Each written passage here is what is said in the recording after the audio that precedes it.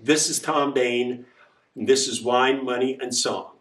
If you find the content of this channel of interest, please subscribe. And if you have like-minded friends who are interested in wine, please tell them about it. And in comments, please let us know what subjects you would like us to cover and if there's wines you want us to react to. In front of you are some of the most sought-after wines in the world. 5 of these 6 wines are first-growth Bordeaux's: Chateau Lafite Rothschild, Mouton Rothschild, Chateau Margaux, Chateau Latour, and Chateau Haut-Brion, with a bottle of Petrus from Pomerol thrown in. Why is Bordeaux the most sought-after wines in the world? Bordeaux itself is the gold standard of wine in the world. Why is that? The next few minutes I will let you know.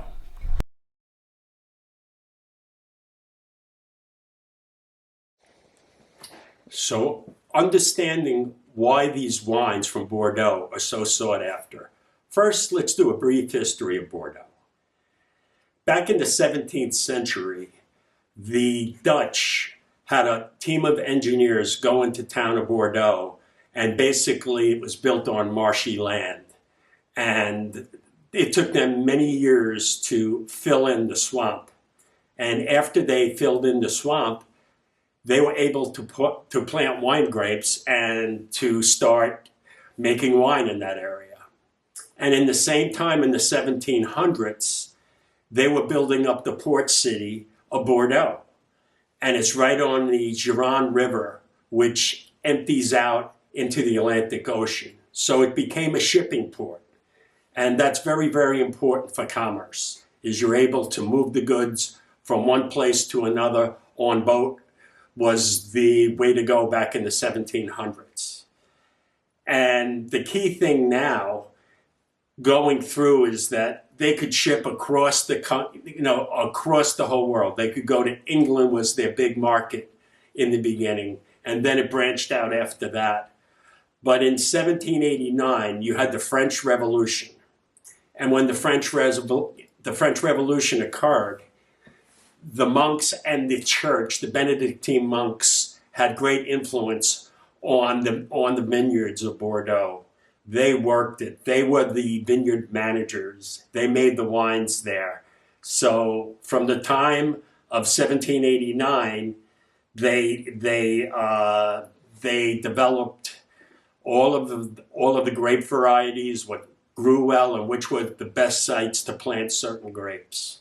So in 1855, Napoleon III decided that he was going to classify all the Bordeaux vineyards by quality and by vineyard site, which estates had the best soil to grow grapes. And he did this because there was a big Paris expedition occurring. And they aligned 5 growths. The first growths fetched the most money. The second growths, 1% less than the first growth, third, fourth, and fifth corresponding. It was about pricing, and it was about having some sort of order in the Bordeaux wine market. And to this day, that 1855 classification still holds pretty much true. Although I would like to make a number of changes, especially second growth wines and fifth growth wines. But they still hold.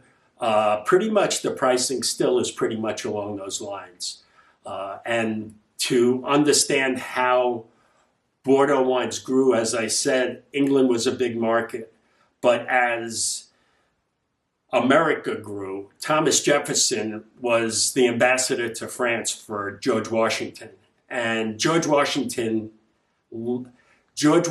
liked wines. Thomas Jefferson loved wines. And when Jefferson went over, he brought wines back for himself and also for George Washington. But Thomas Jefferson was probably the first wine connoisseur of America. And he loved buying Bordeaux, Burgundy. He loved Chateau Yquem, Sauternes sweet wine. He loved Haut-Brion, and he loved other Bordeaux's. So Bordeaux, there's a river that runs right through Bordeaux, the Gironde River. and then it splits off south of the city of Bordeaux. So on the left bank, you have wines that are based in Cabernet and some Merlot. And the left bank has Saint-Eustache, has Pauillac, has Saint-Julien, Aumedac, Margaux, and Grave. Those are the major wines from the left bank. And as I said, mostly Cabernet, which is more tannic, thin-skinned, and thick-skinned, and more tannic, and wines that need time. And they add the Merlot to soften it. But then you go to the right bank, which is Saint-Emilion, and is also Pomerol, which is basically Merlot with some Cabernet Franc thrown in, and they're rounder, more generous wines. They're on the other side of the river. And one has to see the differences, but understand the 1855 classification did not take into account Saint-Emilion and Pomerol. So basically the 1855 classification is just for the left bank wines. And over the years, those wines have gained notoriety because they made great wines for over a century. And people, when they started traveling after the World Wars, after World War II, people started traveling a lot, and tourism really picked up, and also with air flights just increasing in frequency and affordability. People were visiting France and coming back and trying the wines, and they would go into their stores and they would demand the wines. And that really grew and snowballed, and 1980 was the beginning of Bordeaux exploding in America here, and it has a lot to do with modern technology in winemaking. The wines got better and better. The French learned from California producers better hygiene and other production methods, stainless steel fermentation, controlling the temperature of fermentation. But they had the world-class experience that they had going back for over a century more. And they incorporated all that. But people just started to be more interested in imported wines in general, and Bordeaux was a main beneficiary of that. Now, most people talk about the red wines of Bordeaux, but they also make some white wines. And the best white wines from Bordeaux come from the area of Grave. And that's where Haut-Brion makes its famous red wine, but they also have a famous white wine. And they make a very small amount. They use Sauvignon Blanc and Semillon. And it's very aromatic, and those wines can age a long period of time. And compared to white Burgundies, which are Chardonnay-based, they're much lighter and much more aromatic, while Burgundy is much richer and rounder and maybe more profound.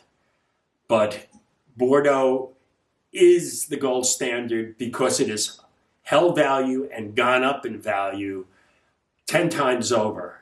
If you take a look at the price level when I bought 82 vintage Bordeaux, I probably paid retail $50 a bottle.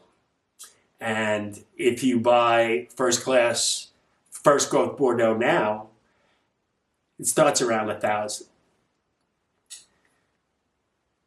So that's why Bordeaux is the gold standard. The history and the experience in the vineyards of knowing the land and knowing which grapes grow. They have a law, a set of rules, which is called appellation control laws, that you're only allowed to plant certain types of grapes in certain type of vineyards, and there's minimal amounts of alcohol has to be achieved naturally in the wines. And there are other rules dictating yields, but they've been making these wines for a long time, and you pay a lot for history. And that's the story of Bordeaux and why it's the most sought after red wines in the world.